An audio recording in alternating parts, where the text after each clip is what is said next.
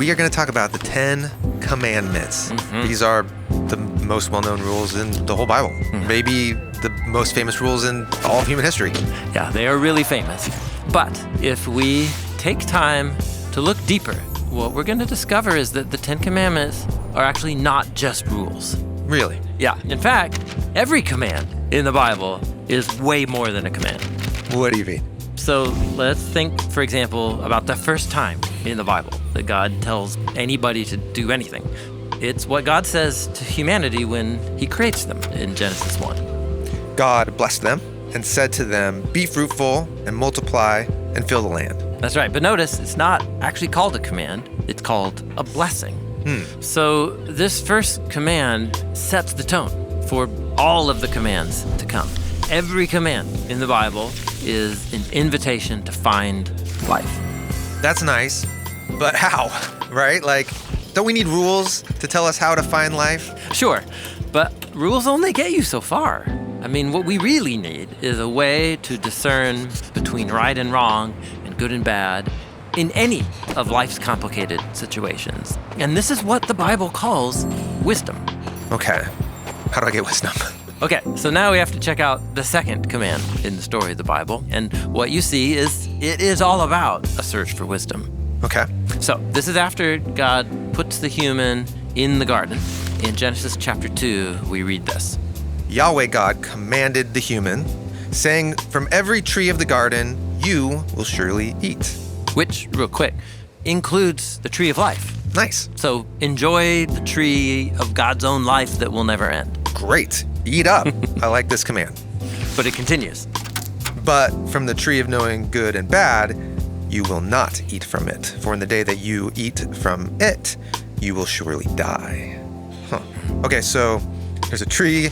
It teaches good from bad, but don't eat it? What's going on? Yeah, this story is super dense, and it's a riddle. It's inviting us to meditate on what is the command really all about. Now, let's turn the command over. There's actually two parts to this command. We have this negative command, not eating from the tree of knowledge, but notice that is matched or balanced by this positive invitation to eat from the tree of life.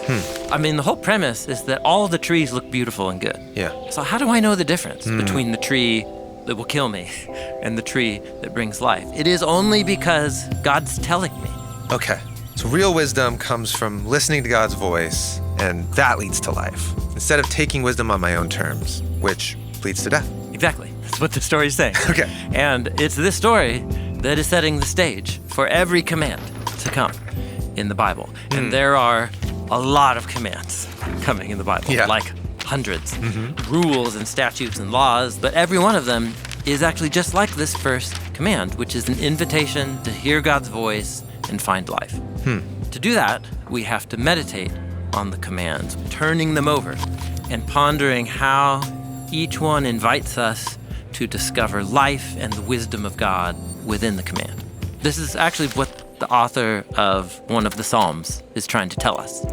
How good is life for the one who delights in the Torah of the Lord, and on his Torah they meditate day and night. Torah here means instruction and is often translated as law.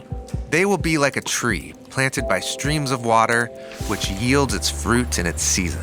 Yeah, this is so cool. So living by God's wisdom doesn't just mean that I get to eat from the tree of life. It's that I actually become a tree of life to others. It's inviting us to live in a radical and bold way that brings us life, but also shares that life with others. Yeah. So this is the invitation with the 10 commands. Yeah. We get to meditate on them and find life. Yes, yeah. And we can think of them as just a list of 10 rules, like a moral checklist. But if we take time to meditate on them, turn them over, we will discover there's a whole universe of wisdom and life in every single one of these most famous rules in the Bible.